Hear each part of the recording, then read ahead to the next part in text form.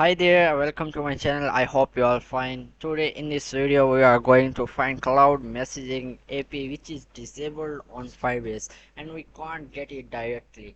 So first of all, you have to enable the Firebase cloud messaging API v1, which you can click on the three dots and click this manage and go to the page where you have to enable it. Then next you have to open this section service accounts, wait for it, and then after that you select the node.js and generate new private key and click on generate key. Then the file download in your download section, open it.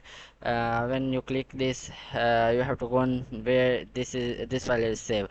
Then click on the file this, and this will open in VS Code. After you're selecting, okay. And then this is my previous project. This is a file we have downloaded, so close this and create a simple Firebase Flutter project. Here something I work on this notification in all three states, like terminative, foreground and background state. So no need for this. um, uh, you know I hope you will learn this previously, but now in this video we have to first fetch the keys. So we only do this. So go to the left click on the lib folder and create a new file and named is as serverkey.dart.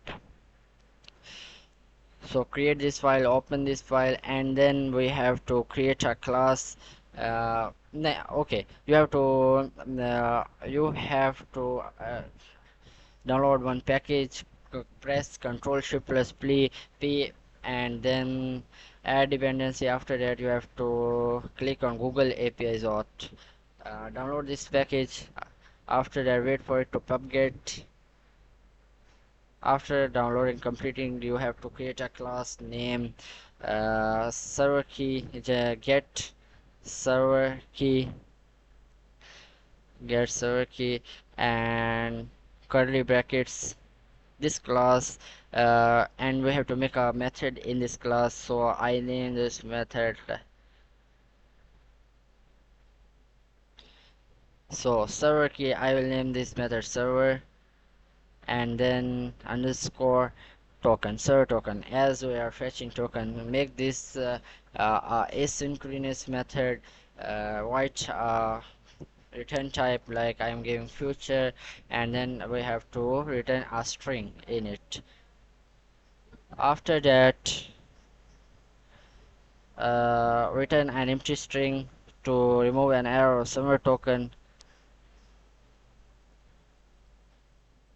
Now the next process is we have to write some backend code to fetch API key. So first of all, we have to import the package we have downloaded.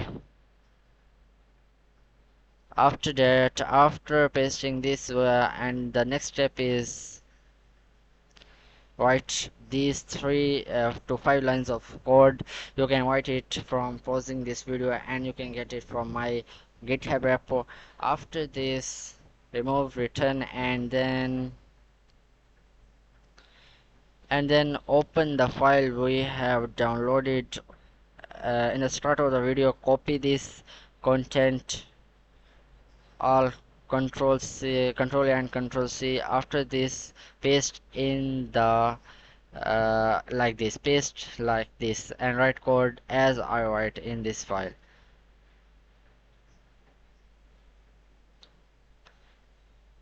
uh, Remember that you have to write code as I write this in this file.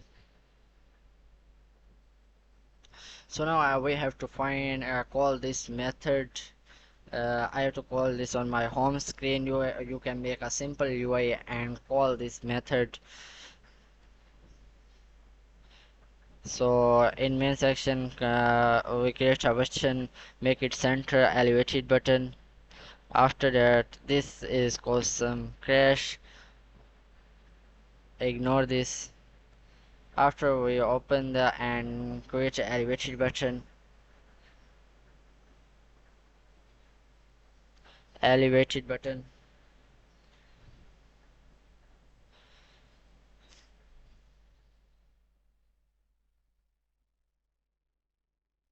Give a proper brackets to it, and then we have to sorry for my mistake, and then we give a text here to get token, write a text widget. After that, fetch server key. So now we have to make an instance of the class. Now I create an object of that class. Now we use this to call methods get server token.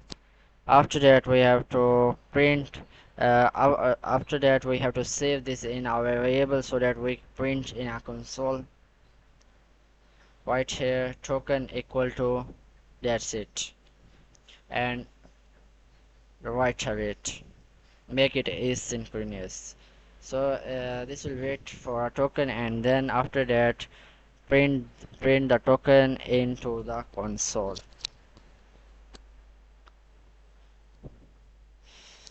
That's it.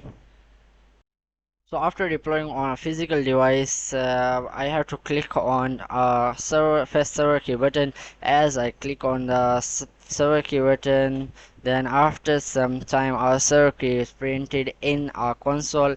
So you can use this server key to send push notification directly from the device.